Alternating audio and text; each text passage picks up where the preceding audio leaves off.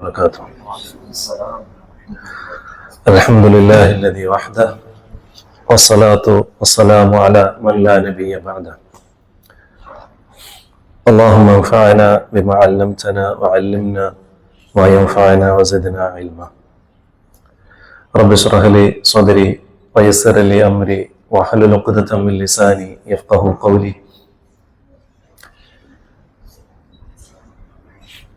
പരിശുദ്ധ റമദാൻ മാസത്തിന്റെ 1/3 നമ്മിൽ നിന്ന് വിട പറയാറായി. എത്രത്തോളം ഈ പുണ്യദിനങ്ങൾ ഉപയോഗപ്പെടുത്തി എന്നുള്ളത് നാം പുനർവിചിന്തനം ചെയ്യേണ്ടതാണ്.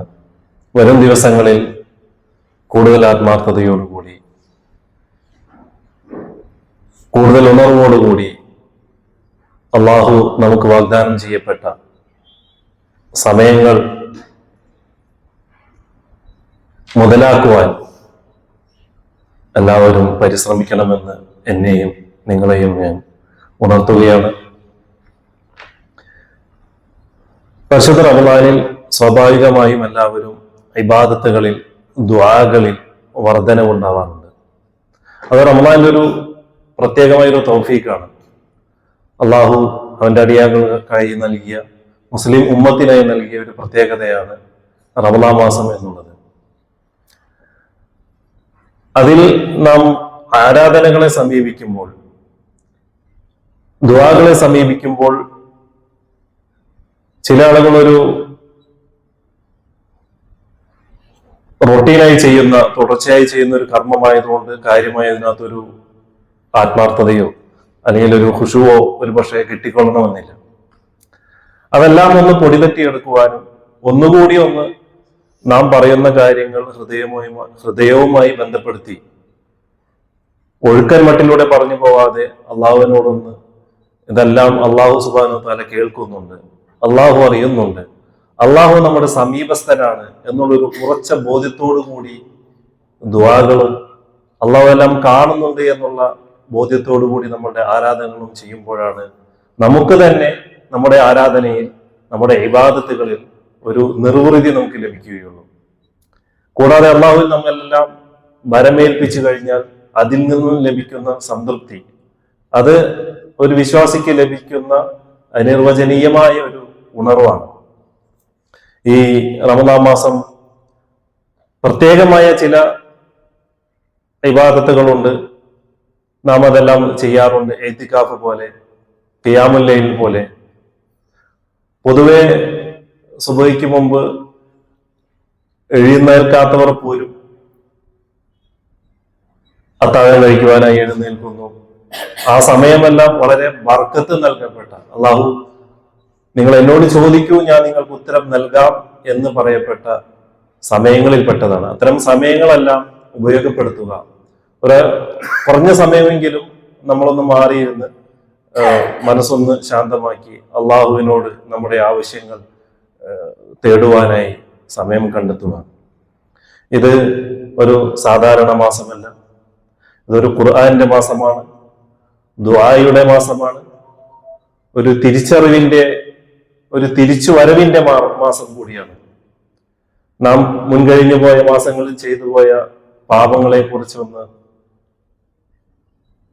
പുനർവിചിന്തനം നടത്തി ഒരു തിരിച്ചറിവുണ്ടായി, ആ ഒരു തിരിച്ചു വരവ്, ഒരു കംബാക്ക് ഉണ്ടാവാനുള്ള ഒരു ഓർമ്മപ്പെടുത്തലിന്റെ മാസം കൂടിയാണ്.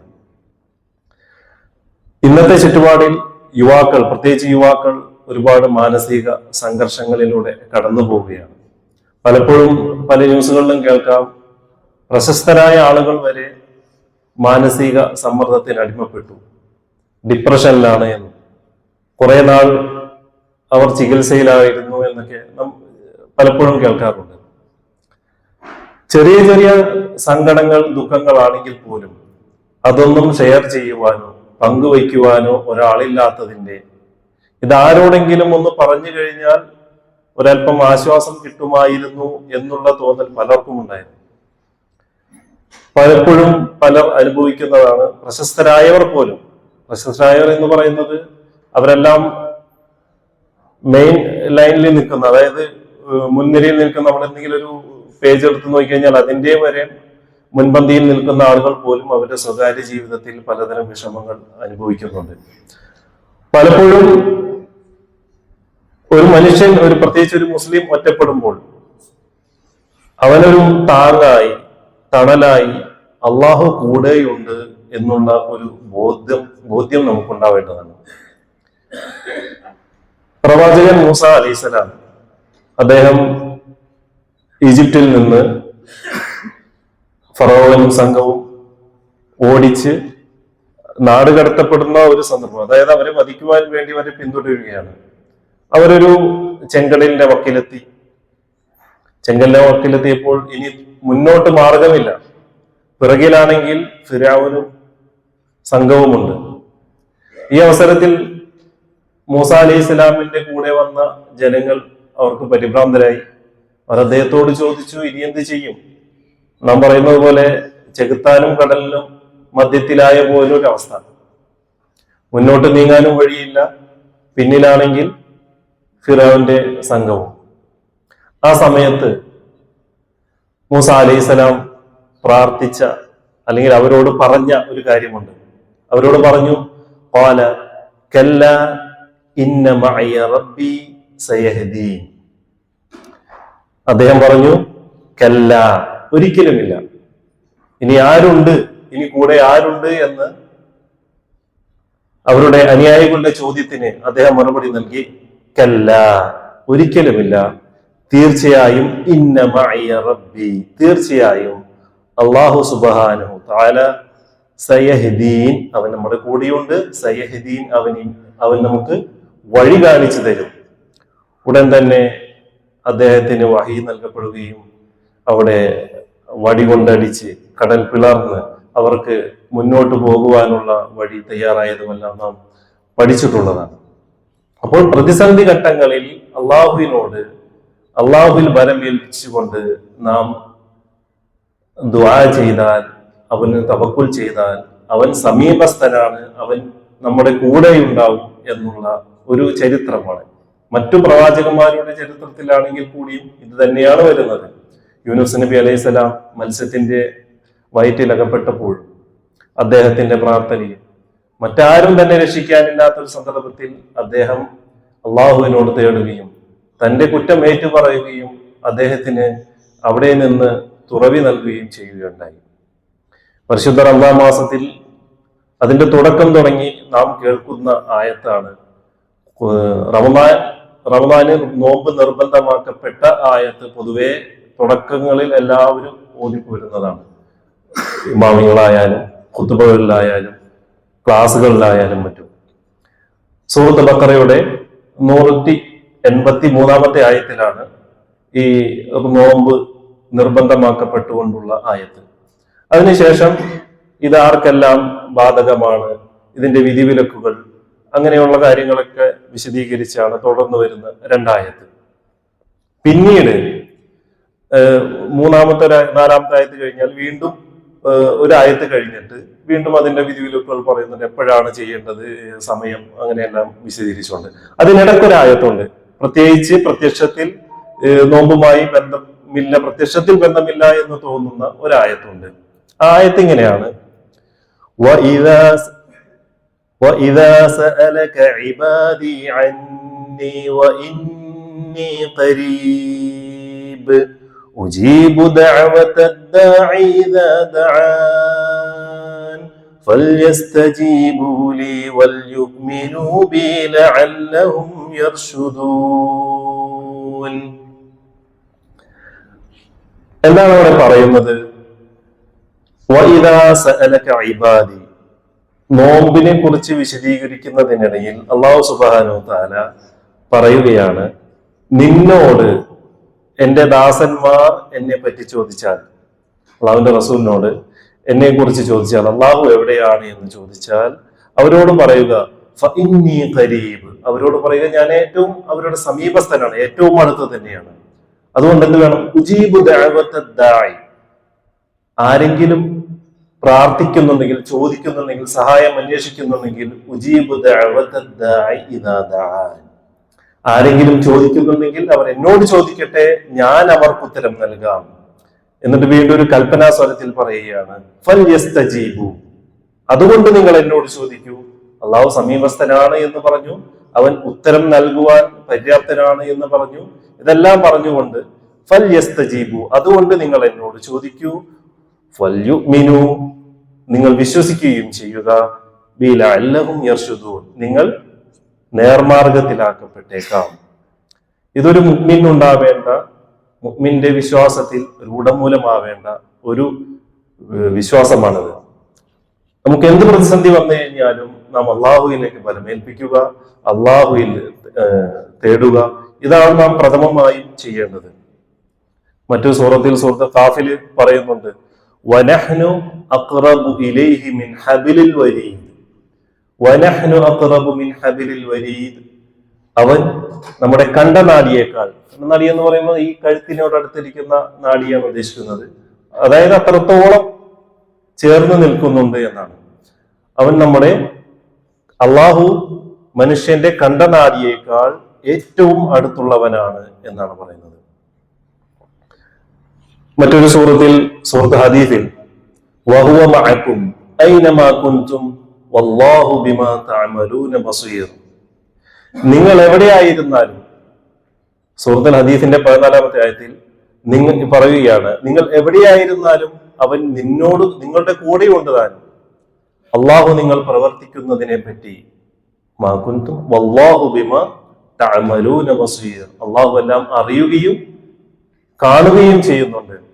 അപ്പോൾ കേവലം എന്തെങ്കിലുമൊക്കെ ചെയ്തു കൂട്ടിയിട്ട് അള്ളാഹുവിൽ വരമേൽക്കുക എന്നുള്ളതല്ലാതെ നമ്മുടെ രഹസ്യ സ്വഭാവത്തിൽ, രഹസ്യ ജീവിതത്തിൽ മറ്റുള്ളവർ പ്രത്യക്ഷത്തിൽ കാണുന്നില്ല എന്ന് കരുതപ്പെടുന്ന സമയങ്ങളിലെല്ലാം നമ്മളുടെ ചിന്തകൾ വരെ അള്ളാഹു അറിയുന്നുണ്ട്. അപ്പോൾ അതിനെല്ലാം നല്ല ചിന്തകൾക്കാണെങ്കിൽ, നല്ല പ്രവർത്തനങ്ങൾക്കാണെങ്കിൽ അള്ളാഹുവിൽ നിന്ന് കൂലിയുണ്ട്, അള്ളാഹുവിൽ നിന്നുള്ള പ്രതിഫലമുണ്ട്. അള്ളാഹു എല്ലാം നിരീക്ഷിച്ചു കൊണ്ടിരിക്കുന്നുണ്ട്, അള്ളാഹു എല്ലാം അറിയുന്നുണ്ട്. ഈ വക ബോധ്യമെല്ലാം നമുക്ക് നമ്മുടെ പ്രവർത്തനങ്ങളെ, അസാത്മികമായ പ്രവർത്തനങ്ങളെ നിയന്ത്രിക്കുവാനും നേരായ മാർഗത്തിലേക്ക് ആ പ്രവർത്തനങ്ങളെ വഴിതിരിച്ചു വിടുവാനും ഇത്തരം ബോധ്യങ്ങൾ നമുക്ക് ഉപകാരം ചെയ്യും. ആ കടലിലാണെങ്കിലും ഇരുട്ടിലാണെങ്കിലും ജനങ്ങളുടെ ഇടയിലാണെങ്കിലും ഒറ്റക്കായിരുന്നാൽ പോലും അള്ളാഹു നമ്മെ നിരീക്ഷിക്കുന്നുണ്ട് എന്നുള്ള ബോധ്യം അവനെ ഒരു ഭയപ്പാടോടുകൂടി തെറ്റുകളിൽ നിന്ന്, തിന്മയിൽ നിന്ന് മാറി നിൽക്കുവാൻ പ്രേരിപ്പിക്കും. ഇമാം ഇബ്നുൽ ഖയ്യിം റഹിമഹുല്ലാഹ് അദ്ദേഹം പറഞ്ഞൊരു വാക്കുണ്ട്, ഹൃദയം അടുത്തപ്പോൾ ലോകത്തിന്റെ ഭാരങ്ങൾ ലഘുവായി തീർന്നു. ഹൃദയം അടുത്തപ്പോൾ ലോകത്തിന്റെ ഭാരങ്ങൾ ലഘുവായി തീർന്നു. ഒരു മനുഷ്യൻ പൊതുവെ ഒരുപാട് ഉത്തരവാദിത്തങ്ങൾ ഏറ്റുകൊണ്ടായിരിക്കും നടക്കുന്നത്. ജോലി സംബന്ധമായി, കുടുംബത്തിലെ മക്കളുടെ, അതുപോലെ മാതാപിതാക്കളുടെ, അങ്ങനെ പലതരം ബുദ്ധിമുട്ടുകളുമായി ഏറ്റിക്കൊണ്ട് നടക്കുന്ന മനുഷ്യൻ അള്ളാഹുവിനുമായി അവന്റെ ഹൃദയത്തെ ബന്ധിപ്പിച്ചാൽ അതിനൊന്നും പിന്നെ കാര്യമായി ഒരു ടെൻഷൻ അടിക്കേണ്ട, അതിനെ കുറിച്ച് ഫിക്കർ ചെയ്യേണ്ട ഒരു ആവശ്യം അവനുണ്ടാവുന്നില്ല. കാരണം അതെല്ലാം അള്ളാഹു സുബ്ഹാനഹു വ തആല കാണുന്നുണ്ടെന്നും അറിയുന്നുണ്ടെന്നും ഈ പരീക്ഷണം എനിക്ക് നാളെ അള്ളാഹു ഒരു ഹസനത്തായി കൂലി നൽകുന്ന ഒരു കർമ്മമായിട്ടാണ് ഞാൻ ഈ വിഷയങ്ങളിൽ ക്ഷമിച്ചാൽ എനിക്ക് ലഭിക്കുക എന്നുള്ളത് അവന് ഒരു ബോധ്യം ഉണ്ടെങ്കിൽ, അത്തരം ഒരു ബോധ്യമുണ്ടെങ്കിൽ, അവനൊരു ആ ഒരു തിരിച്ചറിവുണ്ടെങ്കിൽ, ആ ഒരു മുസീബത്തായാൽ പോലും ആ ക്ഷമ അവലംബിക്കുന്നതിലൂടെ, അള്ളാഹുവിൽ സമർപ്പിക്കുന്നതിലൂടെ അവന് അതെല്ലാം ഗുണകരമായി നാളെ പ്രതിഫലം കിട്ടുന്ന കാര്യങ്ങളായി മാറ്റപ്പെടുന്നതാണ്. ഒരിക്കൽ ഇബ്നു അബ്ബാസ് റളിയല്ലാഹു അൻഹു വളരെ ചെറിയ കുട്ടിയായിരുന്നപ്പോൾ നബി സല്ലല്ലാഹു അലൈഹി വസല്ലമയുടെ കൂടെ സഞ്ചരിക്കുകയാണ്. ഒരു വാഹനപ്പുറത്താണ്, കഴുതയോ ചിലപ്പോൾ ഒട്ടകമോ ആയിരിക്കാം, അതവിടെ പ്രത്യേകം മെൻഷൻ ചെയ്യുന്നില്ല. അദ്ദേഹം പറയുകയാണ്, നബി സല്ലല്ലാഹു അലൈഹി വസല്ലം എന്നോട് പറഞ്ഞു. അപ്പോ ഇബ്നു അബ്ബാസ് റളിയല്ലാഹു അൻഹുവിന് ഏതാണ്ട് 10 താഴെ പ്രായമുള്ളൂ, ഏതാണ്ട് ഒരു 9 വയസ്സ്. ഒരു ഗുലാം എന്ന് വിളിച്ചുകൊണ്ടാണ് അഭിസംബോധന ചെയ്യുന്നത്. യാ ഗുലാം ഇന്നി ഉഅല്ലിമുക കലിമാതി, അല്ലയോ കുട്ടി, ഞാൻ നിനക്ക് കുറച്ച് വാക്കുകൾ പഠിപ്പിച്ചു തരാം. അപ്പൊ ഒരു കുട്ടിയെ വിളിച്ചുകൊണ്ട് ഗൗരവപൂർവമായ ഒരു കാര്യം അവിടെ പറയുവാൻ ആരംഭിക്കുകയാണ്. എന്താണ് ആ കാര്യം?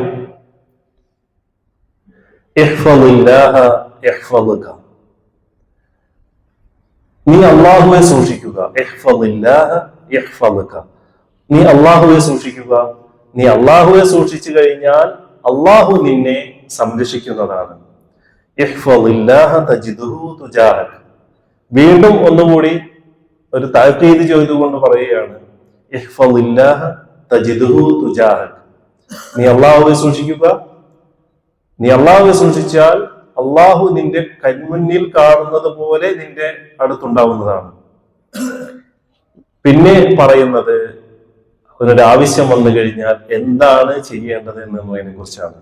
ഇദാ സഅൽത ഫസ്അലില്ലാ, നീ ചോദിക്കുകയാണെങ്കിൽ, നീ തേടുകയാണെങ്കിൽ ഫസ്അലില്ലാ, അള്ളാഹുവോട് ചോദിക്കുക. വഇദസ്തഅൻത ഫസ്തഈൻ ബില്ലാ, നീ സഹായം തേടുകയാണെങ്കിൽ ഫഇദസ്തഅൻത ഫസ്തഈൻ ബില്ലാ, നീ സഹായം തേടുകയാണെങ്കിൽ അള്ളാഹുവോട് സഹായം തേടുക. സൂറത്ത് ഫാത്തിഹയിൽ നമ്മൾ ഓതുന്ന പോലെ ഇയ്യാക നഅ്ബുദു വ ഇയ്യാക നസ്തഈൻ, നിന്നെ ഞങ്ങൾ ആരാധിക്കുന്നു, നിന്നോട് ഞങ്ങൾ സഹായം തേടുന്നു. ആ ഒരു ഇസ്തിആനത്താണ് ഇവിടെ പറയുന്നത്. പിന്നീട് പറയാണ്,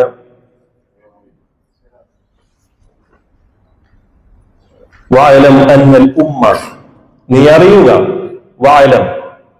വഅലം അന്നൽ ഉമ്മ ലവിജ്തമഅത് അലാ അൻ യൻഫഉക ബിശൈഇൻ ലം യൻഫഉക ഇല്ലാ ബിശൈഇൻ ഖദ് കതബഹു അല്ലാഹു ലക്. ഒരു സമുദായം, ഒരു വിഭാഗം ആളുകൾ നിനക്കൊരു നന്മ ചെയ്യണമെന്ന് ഉദ്ദേശിച്ച് അവരെല്ലാം ഒരുമിച്ച് കൂടിയാൽ അത് അല്ലാഹു ഉദ്ദേശിക്കാതെ അവർക്കൊന്നും നിന്റെ മേൽ ചെയ്യുവാൻ സാധ്യമല്ല. ശേഷം പറയുകയാണ്, وَإِنْ يَجْتَمَعُوا عَلَى أَنْ يَضُرُّوكَ بِشَيْءٍ لَمْ يَضُرُّوكَ إِلَّا بِشَيْءٍ قَدْ كَتَبَهُ اللَّهُ عَلَيْكَ. ഇനി അവർ ഒരുമിച്ച് കൂടിയാണ്, ഇതുപോലെ ഒരു സമുദായം, ഒരു കൂട്ടർ, അവരെല്ലാം ഒരുമിച്ച് കൂടി. എന്തിനു വേണ്ടി? ലം യദുറൂക ബിശൈഇൻ, അവർ നിനക്കൊരു ഉപദ്രവം ചെയ്യുവാൻ വേണ്ടി. ബിശൈഇൻ, ഒരു ചെറിയൊരു കാര്യമാണെങ്കിൽ പോലും അത് നിനക്ക് ചെയ്യുവാൻ വേണ്ടി ഈ ലോകത്തുള്ള സർവ്വസന്നാഹങ്ങളും ഒരുമിച്ച് കൂടി. അത് ലം യദുറൂക ഇല്ലാ ബിശൈഇൻ ഖദ് കതബഹു അല്ലാഹു അലൈക, അല്ലാഹു നിന്റെ മേൽ വിധിച്ചിട്ടുള്ളതല്ലാതെ അവർ എന്തൊക്കെ വിചാരിച്ചു കഴിഞ്ഞാലും ഏതൊക്കെ സന്നാഹങ്ങളുണ്ടെങ്കിലും അതൊന്നും അവിടെ സംഭവിക്കാൻ പോകുന്നില്ല. റഫഅത്തിൽ അഖ്ലാം വജുഫത്തിസ് സുഹുഫ്, അതിന്റെ ശേഷം അവസാനമായി പറയുന്നത് റുഫിഅത്തിൽ അഖ്ലാം, ആ പേനകൾ, അല്ലാഹു വിധിക്കപ്പെട്ട ലൗഹുൽ മഹ്ഫൂദിലെ പേനകൾ ഉയർത്തപ്പെട്ടിരിക്കുന്നു. ആ ഏടുകൾ മടക്കപ്പെട്ടിരിക്കുന്നു. കാരണം അതെല്ലാം രേഖപ്പെട്ടു കഴിഞ്ഞു. നമുക്കറിയാം, ഇവിടെ നമ്മുടെ നാട്ടിൽ പ്രത്യേകിച്ച് ന്യൂനപക്ഷങ്ങൾ ഒരുപാട് പ്രതിസന്ധികൾ അനുഭവിക്കുന്നുണ്ട്. ലോകാടിസ്ഥാനത്തിലാണെങ്കിൽ പോലും മുസ്ലിം സമുദായം ഒരുപാട് അവഗണനകളും ഇതെല്ലാം അനുഭവപ്പെടുന്നുണ്ട്. ഈ വൻ ഫലസ്തീനിലാണെങ്കിലും മഹാ ആയുധങ്ങൾ കൊണ്ടാണ് ഒരു ചെറിയ രാജ്യത്തെ അവർ ആക്രമിക്കുന്നത്. എന്നിട്ട് പോലും പല ഇസ്ലാം വിരോധികൾ ഇപ്പൊ താറുമാറാകും എന്ന് വിചാരിച്ചിരുന്ന ആ ഒരു സമുദായം ഇന്നും നിലനിൽക്കുകയാണ്. ആ ഒരു ജനത ഇന്നും നിലനിൽക്കുകയാണ്. കാരണം അള്ളാഹു അത് നിശ്ചയിച്ചിട്ടില്ല, അള്ളാഹു അത് തീരുമാനിച്ചിട്ടില്ല. അതുകൊണ്ട് തന്നെ അള്ളാഹു ഉദ്ദേശിച്ചത് മാത്രമേ ഈ ലോകത്ത് നടക്കുകയുള്ളൂ. അള്ളാഹു ഇതെല്ലാം രേഖപ്പെട്ടു കൊടുത്തിരിക്കുന്നു എന്നുള്ള ഒരു ബോധ്യം തന്നെ. കാരണം ഷർറാണെങ്കിലും നന്മയാണെങ്കിലും തിന്മയാണെങ്കിലും ഇതൊന്നും അള്ളാഹു രേഖപ്പെടുത്താതെയല്ല നടക്കുന്നത്. അത് ഏത് വലിയ കൊമ്പന്മാർ വിചാരിച്ചാലും വമ്പന്മാർ വിചാരിച്ചാലും ഇതെല്ലാം അള്ളാഹു സുബ്ഹാനഹു വ തആല അവന്റെ കിതാബിൽ രേഖപ്പെട്ടിരിക്കുന്നു. അതുകൊണ്ട് അള്ളാഹു സുബ്ഹാനഹു വ തആലയെ നാം ഒരു അവലംബമായി, ഒരു അത്താണിയായി കൂടെ കരുതുക. ഏതൊരു പ്രതിസന്ധി ഉണ്ടെങ്കിലും അള്ളാഹുവിൽ വരമേൽക്കുക. ഒറ്റക്കല്ല എന്നുള്ളൊരു ബോധ്യം ലോകം മുഴുവൻ നമ്മെ ഉപേക്ഷിച്ചു കഴിഞ്ഞാലും, കുടുംബക്കാരും അല്ലെങ്കിൽ സഹപ്രവർത്തകരും ആരെല്ലാം ഉപേക്ഷിച്ചു കഴിഞ്ഞാലും അള്ളാഹു കൂടെയുണ്ടെന്നുള്ളൊരു ബോധ്യം നമുക്ക് കൂടുതൽ ജീവിതത്തിന് പുതിയ ഉണർവ് നൽകും. അതുപോലെ തന്നെ രഹസ്യ പാപങ്ങൾ, രഹസ്യമായി ചെയ്യുന്ന പാപങ്ങൾ ഒഴിവാക്കിയാലാണ് നമുക്ക് അള്ളാഹുവെ സമീപസ്ഥനായി കാണുവാൻ കഴിയുള്ളൂ. കാരണം പൊതുജനങ്ങളുടെ മുമ്പിൽ വെച്ച് പലരും പല തെറ്റുകളിൽ നിന്നും ഒഴിവാകും. പക്ഷെ രഹസ്യമായി ഇരിക്കുമ്പോൾ അത് അള്ളാഹുവിനോടുള്ള ഒരു അള്ളാഹു എല്ലാം കേൾക്കുന്നുണ്ട്, എല്ലാം കാണുന്നുണ്ട് എന്നുള്ള ബോധ്യത്തിൽ നിന്നും മാറുമ്പോഴാണ് അവൻ ഇത്തരം തിന്മകളിലേക്ക് കടക്കുന്നത്. അതുകൊണ്ട് രഹസ്യ ജീവിതത്തിൽ പോലും അള്ളാഹു എല്ലാം നിരീക്ഷിക്കുന്നുണ്ട്, അവൻ കാണുന്നുണ്ട് എന്നുള്ളൊരു ബോധ്യം നമുക്കുണ്ടാവുക. ദുആ നിരന്തരമായി പുലർത്തിക്കൊണ്ടിരിക്കുക. പ്രത്യേകിച്ച് ദുആ സ്വീകരിക്കപ്പെടുന്ന സമയങ്ങൾ, ഇപ്പോ നമസ്കാരത്തിന് ശേഷവും നമസ്കാരത്തിന് മുമ്പുള്ള ബാങ്കിനും ഇഖാമത്തിനും ഇടയിലുള്ള സമയങ്ങൾ, നമസ്കാര ശേഷമുള്ള സമയം, അതുപോലെ ഇഫ്താറിന്റെ സമയം. ഇഫ്താറിന്റെ സമയം എന്ന് പറഞ്ഞാൽ ഇബ്നു അബ്ബാസ് റളിയല്ലാഹു അൻഹു എല്ലാം അദ്ദേഹം തന്റെ മക്കളെയും കുടുംബത്തെയെല്ലാം കൂട്ടി ആ സമയം പ്രത്യേകമായി കൊണ്ട് അവരെല്ലാം ഒരുമിച്ചിരുന്ന് പ്രത്യേകമായി ദുആ ചെയ്യുമായിരുന്നു. അതുപോലെ തഹജ്ജുദിന്റെ സമയം, ഖിയാമുൽ ലൈൽ നമസ്കരിക്കുന്ന സമയം, ഇത്തരം സമയങ്ങളെല്ലാം നാം ഉപയോഗപ്പെടുത്തുക. നമ്മളുടെ ആവശ്യങ്ങൾ അള്ളാഹുവിൽ മുന്നിട്ട് വെക്കുക. അള്ളാഹു സുബ്ഹാനഹു വ തആല നമ്മെ കൈവിടില്ല എന്നുള്ളൊരു ബോധ്യം നമുക്കുണ്ടാവുക. ദുആ ചെയ്യുന്ന ഓരോ നിമിഷവും അള്ളാഹു നമ്മോട് അടുത്തവനാണ് എന്നുള്ളൊരു ബോധ്യം നമുക്കുണ്ടാവുക. അതുകൊണ്ട് തന്നെ അള്ളാഹുവിനോട് കൂടുതൽ തവക്കുൽ ചെയ്യുക, ദുആ പതിവാക്കുക. ഇൻഷാ അല്ലാഹ് ഇതാണ് ഇന്നത്തെ ക്ലാസ്സിൽ ഉത്ബോധിക്കാൻ ഉദ്ദേശിച്ചത്.